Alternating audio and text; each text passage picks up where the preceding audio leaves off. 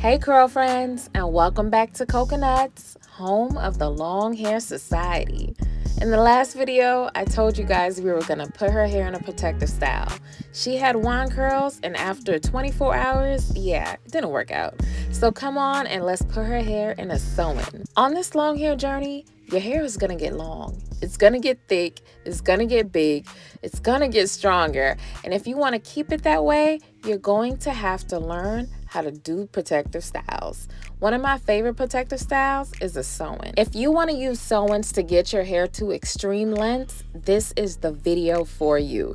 This video is made for longer, thicker hair because creating a braid pattern that's going to work throughout your long hair journey is going to be key.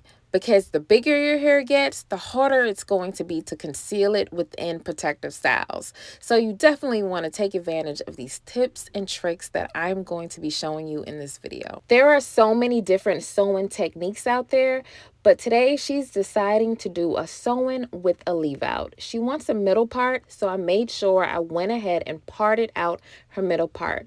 You want to do this first because we're going to really oil up and butter up the rest of her hair. And we don't want too much oil and butter on her leave out because that's the part she's going to be using heat on, and we don't want it sizzling and frying and crackling. We ain't frying chicken over here.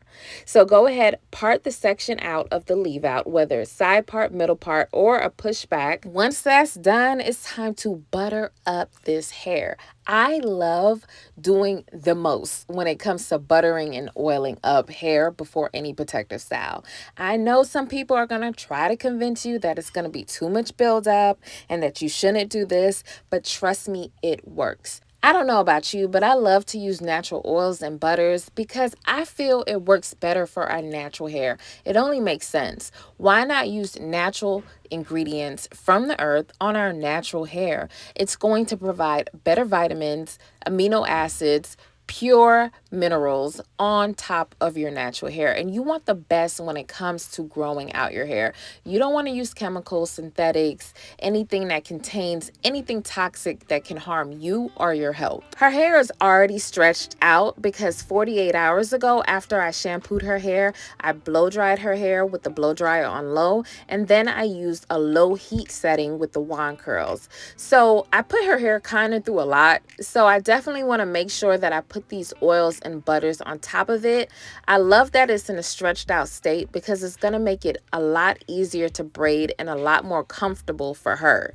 So I'm just going to make sure I create a barrier around each strand using these butters and oils. Do not be stingy. You see, that's a lot of y'all problems right now. Y'all be product junkies. Y'all be having products all over your counters, all under your sink, and you're not using them. Stop being like that. Use your hair products. Your hair be hella dry and you'll be having tens of thousands of products underneath. Nothing's not working because you ain't working. You better work them products. You bought them. Why y'all be having y'all products sitting on your counter for a year? You need to be running out of products every 30, 60, 90 days and re-upping.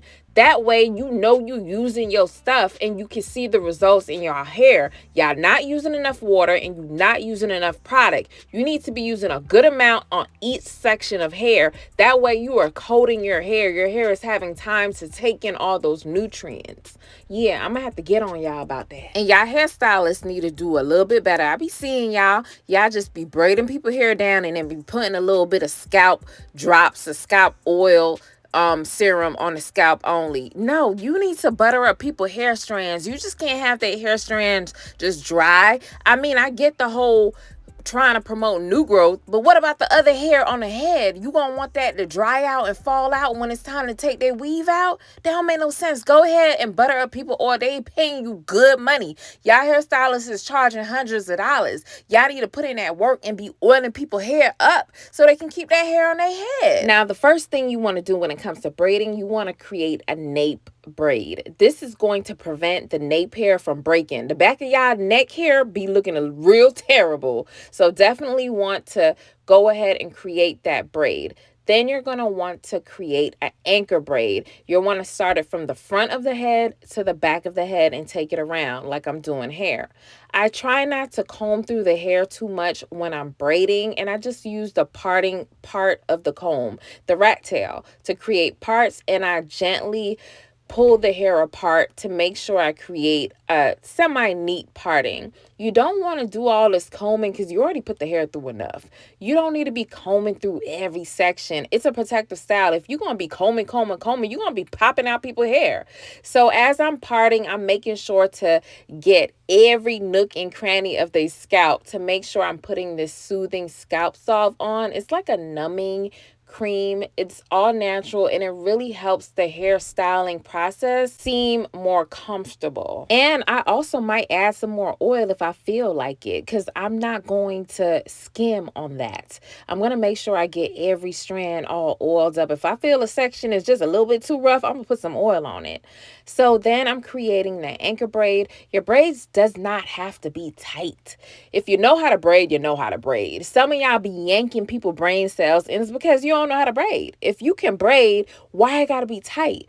By braiding somebody's hair too tight, you can create tension alopecia. You can create those tight bumps and their hair will fall out. So be gentle, especially if you're doing like I do and I bend the hair into the next braid. And I do it because I don't like sewing up all that loose hair at the end when I have to create a flat surface. So definitely while you're bending each loop, you're making sure that it's not tight. You want to always ask them, you want to always check, you want to make sure you're being as gentle as possible, because when it comes to having a long-lasting sewing to last 6 months, it's not about the braid, it's how you knot them threads, and I'm gonna show you how. I'm creating another braid on the opposite side, and I'm creating basically a basket weaving technique. It's like a semicircle in a way.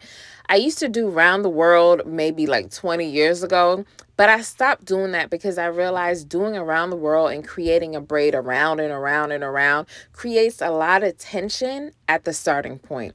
This type of braiding technique, it's not that tight, and it can work for very short hair and it works for very long, thick hair.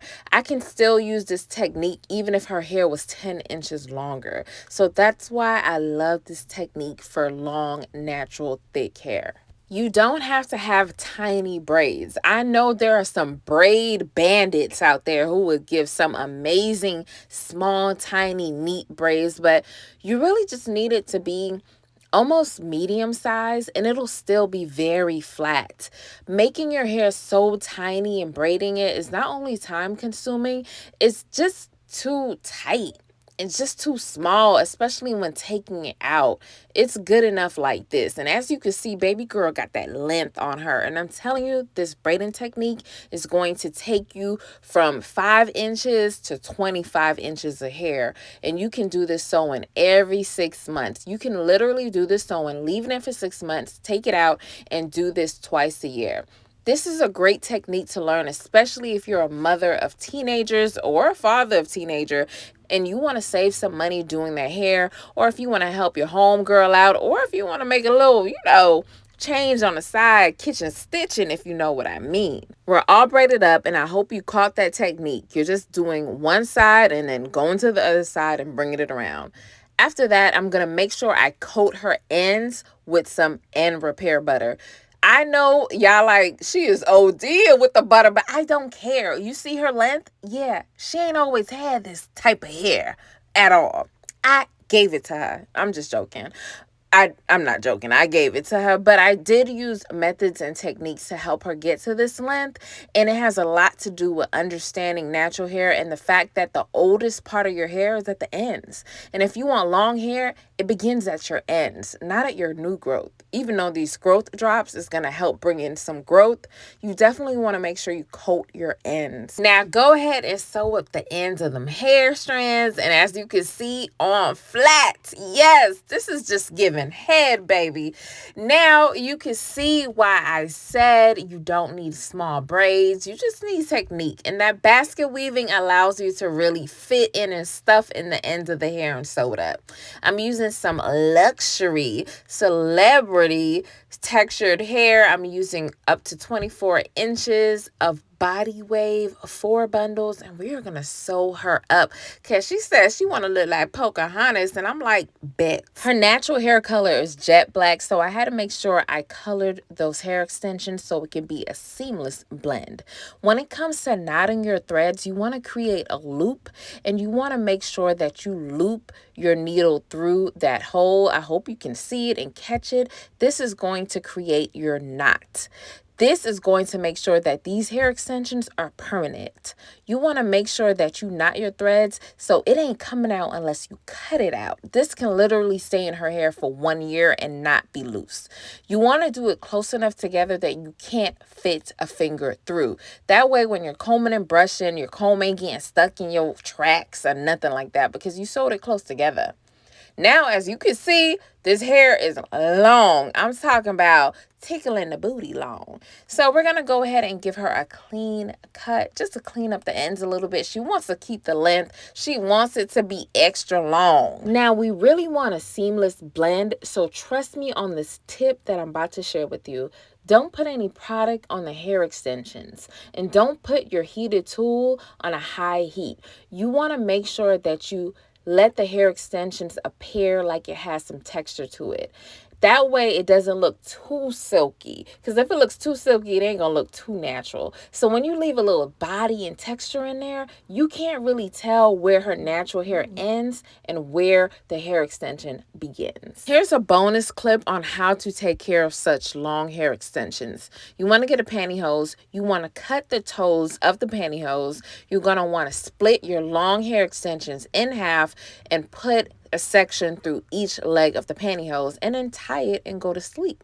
In the morning, take it down. You're going to want to use a blow dryer on low to medium heat, and you're going to want to blow through your hair extensions and your leave out. This is going to be less detrimental than a flat iron, and it's going to make sure that your hair and your hair extensions are looking lovely and blowed out, air dried, and just flowing in the wind. I hope you enjoyed the sewing technique braid pattern for long natural hair, and I'll see you in the next one. Bye.